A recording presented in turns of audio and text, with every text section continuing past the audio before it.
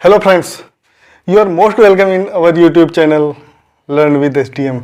दोस्तों स्वागत है, काफ़ी दिनों के बाद सामने आ रहा हूँ। वैसे मैंने कुछ रूल्स जो है वो कॉपी में आपको लिख करके बताई थी। तो अभी तक दोस्तों जो चल रहा है ये चल रहा है हमारा उच्चारण सीरीज। आपके घर में बहुत सारे स्टूडेंट्स हैं, हमारे यहाँ तो ये होता है कि 6th 7th या 8th 9th में भी पहुँच जाते हैं, तब भी कुछ बच्चों को थोड़ी बहुत तकलीफ होती है, थोड़ी बहुत प्रॉब्लम्स होती है इंग्लिश की सही प्रोनाउंसिएशन करने में, प्रॉपर प्रोनाउंसिएशन करने में। तो वो सही उच्चारण कब कहाँ क्या यूज होता है उस चीज़ का एक सीरीज में लेकर के आया हूँ, जहाँ पर मैंने वॉवेल्स के पेयर्स के बारे में बता दिया, ए के बारे में बता दिया कि ए का उच्चारण कहाँ होता है। फिर वॉवेल्स जो कई वॉवेल्स एक साथ आते हैं, दो वॉवेल्स पेयर्स के मैंने 21 जोड़ी के 2 वीडियो में बताए हुए हैं। इसके अलावा आज तो है रूल, वो हमने सबसे पहले तो रखा है कि आई और ई इन दोनों के उच्चारण में, तो आई और ई के उच्चारण में आई के उच्चारण के नियम जानेंगे हम। आई के उच्चारण के नियम क्या होते हैं, बेसिकली बहुत इजी है, आप समझने की कोशिश करेंगे तो उसके बाद फिर आपको पढ़ने में कुछ प्रॉब्लम नहीं होगी। एक्चुअली होता क्या है कि कभी कभी बीच में जो है, जैसे यहाँ पे आया है लेकिन इसके बाद भी ई आ जाता है। ओके, सेम जैसे कि मैंने ए के उच्चारण के लिए बताया कि DATE, जब ये ए आया और यहाँ पे ई आया तो इसका उच्चारण जो ए का है वो ए होगा, ये ए की मात्रा, और ये टी होगा, डेट। तो वैसे ही हम देखेंगे यहाँ पे, सॉरी थोड़ा गर्मी का माहौल है तो पसीने तो आएंगे ही, बट हाँ आप देख सकते हैं, इसके लिए कोई बात नहीं है। तो मैं चलता हूँ फर्स्ट रूल की तरफ। रूल फर्स्ट क्या करता है, किसी शब्द में दो कॉन्सोनेंट बीच में और दो कॉन्सोनेंट के बीच में ई आता है अगर, तो तब जो उच्चारण होगा वो या तो ए होगा या तो ए की मात्रा आप समझते हैं। तो दो कॉन्सोनेंट, जैसे यहाँ पे आप देख रहे हैं बी और डी के बीच में ई आया है तो इसका उच्चारण क्या होगा, ये बेड। वैसे ही ये रा और इसके बीच में, तो ये क्या उच्चारण होगा, रेड, लेड, सेड। ऐसे सारे उच्चारण आपको मिलेंगे। बहुत आसान है, आप समझ सकते हैं, बस बहुत सारे लोगों को पता भी होगा, और जिन लोगों को पता है ठीक है, आप दूसरी चीजें सीख सकते हैं, क्योंकि उच्चारण में बहुत सारी चीजें हैं। अभी आपको बहुत सारी हम नई चीजें बताएंगे जो कि आपके लिए बिल्कुल नहीं होगी। तो दूसरा रूल्स है, यहाँ पे देखिए जरा, जब दो कॉन्सोनेंट के बीच में ई आया और लास्ट में भी ई आया, मैंने वही सेम बताया ना कि जब यहाँ पे डेट आया तो यहाँ पे ए आया, लेकिन ई जब आता है तब उसका उच्चारण बड़ी ई होता है। बड़ी ई की मात्रा, ये देख लिए, बड़ी ई या मात्रा, जैसे GENE, इसका मतलब होता है ये उच्चारण होगा जीन, इसको करेंगे। ओके, जैसे CONCED, तो इसको हम क्या पढ़ेंगे, कंसीड पढ़ेंगे दोस्तों। वैसे ही यह है, जैसे कंप्लीट आप समझते हो, ये कंप्लीट, ये देखिए बड़ी की मात्रा आया ना, और उसके बाद इम्पीड है। तो जीन, कंसीड, कंप्लीट और इम्पीड आपने देखा। तो ये अब से याद रखना कि अगर लास्ट में भी ई आए और उससे पहले एक कॉन्सोनेंट छोड़ करके ई आए, जैसे ये देखिए, और यहाँ पे ये कॉन्सोनेंट के बीच में, तब उसको हम बड़ी ई की मात्रा पढ़ेंगे। नेक्स्ट रूल की तरफ चलते हैं दोस्तों। नेक्स्ट रूल क्या है, जब ई के बाद RE आता है, याद रखना RE, तब ई का उच्चारण ई आ करेंगे, ई आ। एक्चुअली इसके पीछे मैं आपको एक लॉजिक बताता हूँ।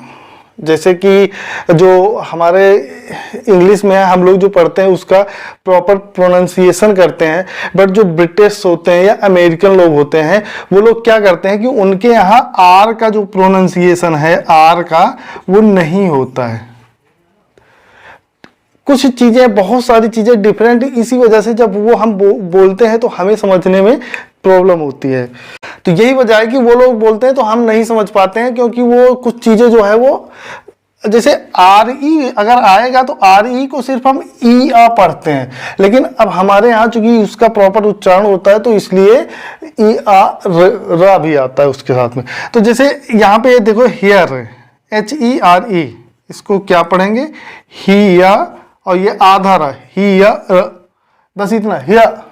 तो वो लोग जो क्या होते हैं, वो लोग जब पढ़ते हैं तो इसको हेयर पढ़ते हैं, हेयर, कम हेयर, तो वो हेयर नहीं पढ़ते हैं, हम लोग हेयर पढ़ते हैं, वही चीज़ है। लेकिन हमें तो अपने यहाँ के अकॉर्डिंग, ब्रिटिश लैंग्वेज के अकॉर्डिंग तो हेयर। वैसे ही स्फेयर, वैसे ही THERE भी होता है दियर, ये छोटे होते हैं रा। ओके, तो ये आपने देखा कि जब ई के बाद RE अगर आता है कहीं पर, जैसे यहाँ पे दिया है ई के बाद RE आए, यहाँ पर भी, यहाँ पर भी, तो उसको ER उच्चारण करेंगे। रूल 4 क्या है, जब दो कॉन्सोनेंट के बीच में ER आए तब ER का उच्चारण R भी होता है। जब दो कॉन्सोनेंट के बीच में ER आए, अभी तक ये देखिए कि ये एंड में, बाद में, जब ई के बाद RE आता था, तब ये ध्यान देना कि कुछ चीज़ें जो लिखी गई हैं वो डिफरेंट हैं, तो तब यहाँ पे ER करेंगे। लेकिन जब दो कॉन्सोनेंट के बीच में ER है, जैसे आप अक्सर पढ़ते हैं गर्ल, ये बर्थ, ठीक है, तो ये बर्थ वो वाला है जो सीट वाली है। और ये देखिए हर्ब, ये हर्ड भी होता है, जर्क भी होता है। ओके, तो ये जो है यहाँ पे देखो, इनको हम क्या पढ़ेंगे, याद रखना, आ, छोटा आ। अब यहाँ पे बीच में ये छोटा आ है, यहाँ पर भी इसको क्या पढ़ेंगे, हर्ड, इसको क्या पढ़ेंगे, और इसको भी हर्ड पढ़ेंगे, और ये जर्क पढ़ेंगे।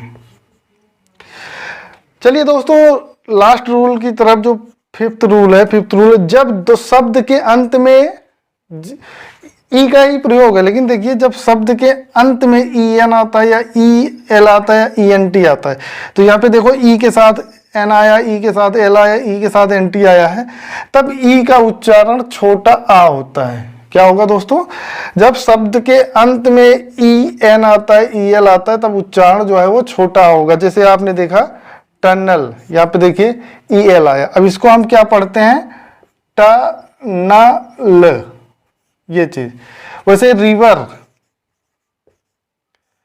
RIVER है ना, ये रिवेर होना चाहिए, लेकिन रिवर पढ़ते हैं। क्यों, क्योंकि जब लास्ट में बताया ना EN आए, या EL आए, या ENT आए, या ये ER भी रख लो। जैसे ये टोकन,